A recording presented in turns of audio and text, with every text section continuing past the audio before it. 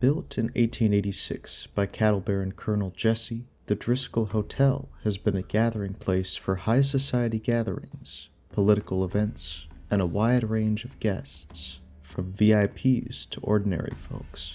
But here's the part that gets interesting, particularly if you have a knack for the eerie and unexplainable. The Driskall is said to be one of the most haunted hotels in all of Texas. Now, ghost stories and old hotels go together like apple pie and vanilla ice cream, and the Driskall has its share of spine-chilling tales. With its rich history and haunted happenings, it attracts both ghost hunters and skeptics alike. Story number one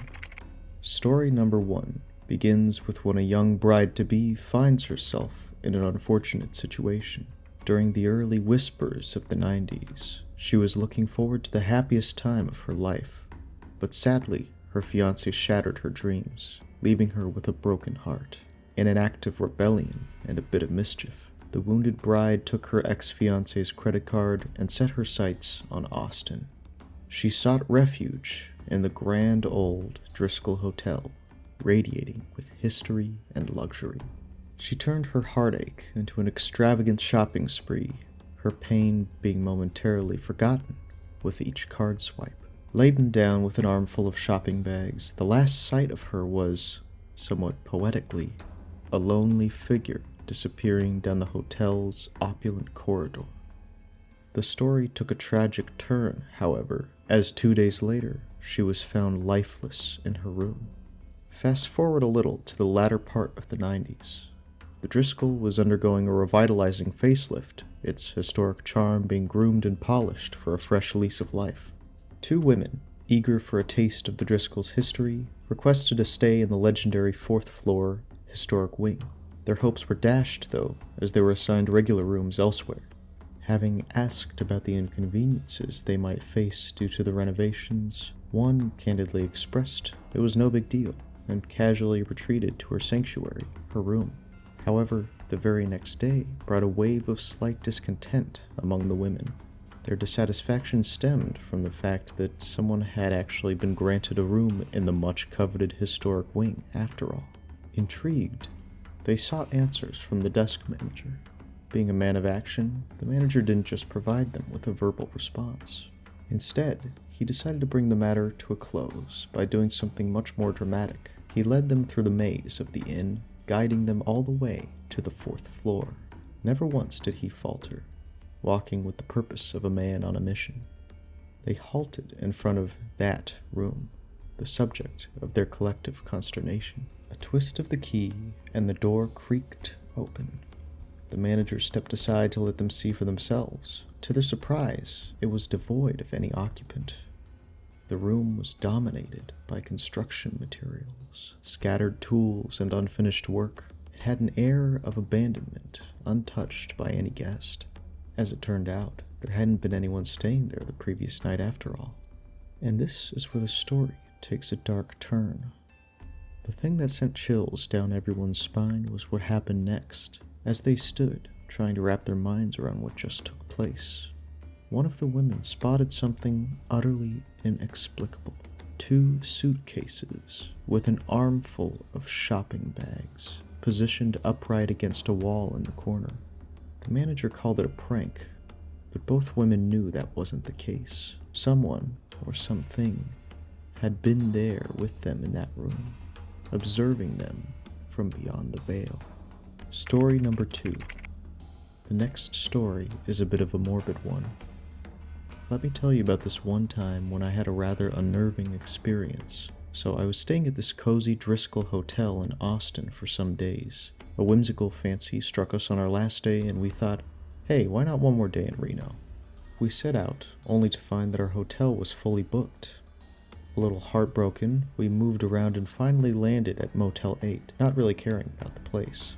Our plan was simple: explore the town some more, come back, catch some sleep, and head out early the next day. Something strange happened as we moved into the motel in the early evening. I felt an odd sensation, a chill running down my spine. Quite abnormal, I must say. Having worked in the hospitality industry, I was no stranger to hotels.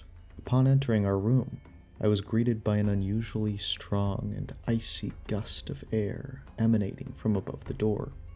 I brushed it off, thinking it might be one of those bug blowers in stores. Thinking it was odd for a hotel room, I put my stuff on the bed. Following me in, my girlfriend sat down on the other bed, looking a bit unsettled. In less than 10 seconds, she blurted out, "I can't stay here, this room is freaking me out." I asked her, "Why? What happened?" She replied, "I don't know, but something's off." I too had sensed that eerie feeling. I looked towards the closet and the bathroom, pitch dark and foreboding, with no interest in investigating further. Keen to figure out what had caused that unexpected gust of air, I looked above the door, but there was nothing there. Grabbing our stuff, I said, "Let's get out of here." That was the first time a room had truly spooked me. We quickly retreated to the front desk to check out, and strange enough, the clerk didn't even ask why. We received our refund, no questions asked. I couldn't help but wonder, was he aware of the creepy atmosphere? Or, a scary thought occurred later, was someone hiding in our room, waiting to scare unsuspecting guests? I still can't describe that overpowering urge, an instinct, telling me to flee not just the room, but the entire establishment. On discussing the incident later, my girlfriend confessed she hadn't felt the gust of wind, but had felt terrified the moment she stepped into the room, a feeling that amplified within seconds. Sadly, I don't have an ending to this peculiar tale. I didn't stay long enough to find out what was wrong, but there's one thing I can tell you. Something ominous was definitely lurking in that room that day, be it an ill-intentioned person or unfriendly spirits. By leaving at once, I believe we successfully dodged an unpleasant situation. To this day, I wonder what secrets this hotel holds within its walls. Maybe it was coincidence, or maybe something more sinister was at play. We'll never know. All we can do is speculate and wonder about the mysteries of that fateful night in Reno. Our final story takes us back to the iconic Driskall Hotel. This time, it involves a group of friends who decided to stay at the hotel during their trip to Austin. Little did they know, their stay would turn into a spine-tingling experience. As they checked in and made their way to their room, one of the friends noticed a peculiar painting on the wall. It was an old portrait of a woman with piercing blue eyes, staring right at them. Despite feeling slightly uneasy, they shrugged it off as just another piece of eccentric hotel decor. As they were getting ready for bed that night, a loud banging noise echoed through the room. They searched for the source, but found nothing. The next morning, they spoke to the hotel staff, who informed them that there had been no other complaints about such noises. The second night, things took a turn for the worse. As one of the friends was dozing off, she suddenly jolted awake to find the portrait of the woman in her room.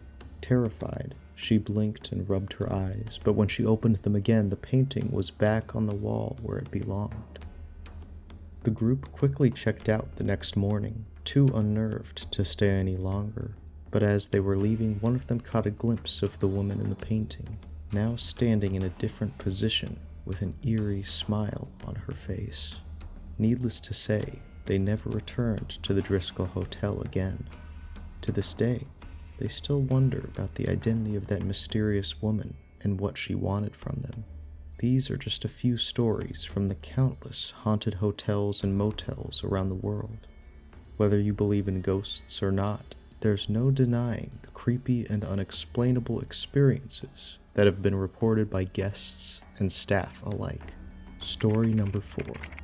Once upon a time, in 2004, my partner and I found ourselves drawn to the Driskall Hotel in Austin, Texas. This hotel has a notorious reputation for ghostly disturbances, so if you're not familiar with its eerie past, I recommend a quick Google search. Our adventure started on a casual Sunday afternoon. After making our reservations, we decided to dive into our foodie instincts, treating ourselves to a delightful meal before checking into our hotel room. Our accommodations were in the lavender room, a uniquely peculiar space with a cold bathroom that led to a locked hallway. The room was standard with the usual amenities: TV, bed, chairs, and a grand armoire. On the bed's right were pocket doors that opened into a dining room with a large window. From this vantage point, you could see the main entrance. Inside the bedroom, another locked door opened to the hallway. As the evening rolled in, it was time to wind down and remove my jewelry. Among the pieces was an old, delicate necklace approximately 18 inches long. Fearing that my suitcase would get damaged, I placed it gingerly next to my purse on the dining table. We spent the rest of the evening reading, watching some TV, and then tried to drift off to sleep.